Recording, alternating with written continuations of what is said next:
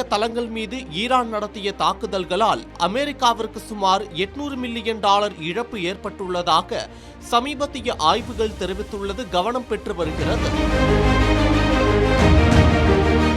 America, Israel இணைந்து Iran மீது கடந்த மாதம் 28ஆம் தேதி கூட்டாக தாக்குதல்களை மேற்கொண்டதால் ஈரானும் பதில் தாக்குதலை வளைகுடா நாடுகள் மற்றும் இஸ்ரேல் மீது தாக்கியதால் போர் உருவானது.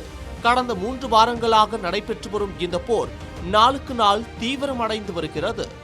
அமெரிக்க தளங்கள் மீது ஈரான் நடத்திய தாக்குதல்களால் அமெரிக்காவிற்கு சுமார் $800 மில்லியன் இழப்பு ஏற்பட்டுள்ளதாக பிபிசி மற்றும் CSIS எனப்படும் centre for strategic and international studies ஆகியவற்றின் ஆய்வுகள் தெரிவிக்கின்றன.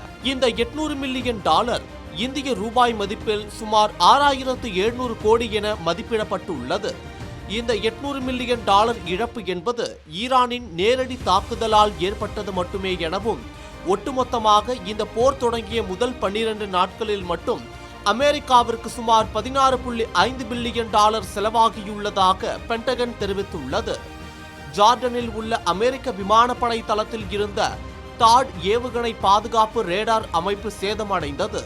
இதன் மதிப்பு மட்டும் சுமார் $485 மில்லியன் எனவும், ஜார்டன், UAE, குவைத் போன்ற நாடுகளில் உள்ள அமெரிக்க ராணுவ தளங்களின் கட்டிடங்கள் மற்றும் பிற உட்கட்டமைப்புகளுக்கு சுமார் $310 மில்லியன் வரை சேதம் ஏற்பட்டுள்ளதாக தெரிவிக்கப்பட்டுள்ளது. இப்பகுதியில் உள்ள அமெரிக்க தளங்களுக்கு ஏற்பட்ட சேதம் குறைவாகவே செய்தியாக்கப்பட்டுள்ளது என்று CSIS-இன் மூத்த ஆலோசகர் மார்க் கான்சியான் தெரிவித்தார்.